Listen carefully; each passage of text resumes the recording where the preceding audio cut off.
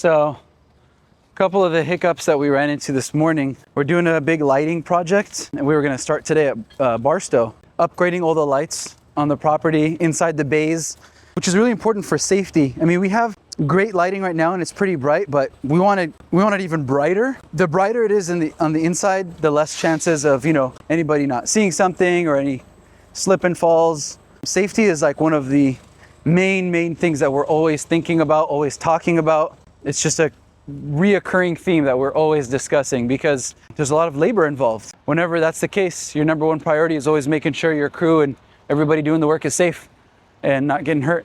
So upgrading the lighting, that's one part of it. And then just to make the whole property and the whole place look really nice and pop.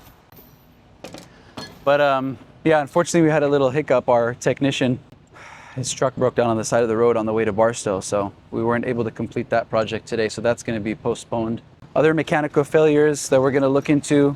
Some stuff was leaking in Thousand Palms. Luckily, our guy Mark out there came out at night, fixed everything. So we're going to look into that and hopefully catch up with Mark.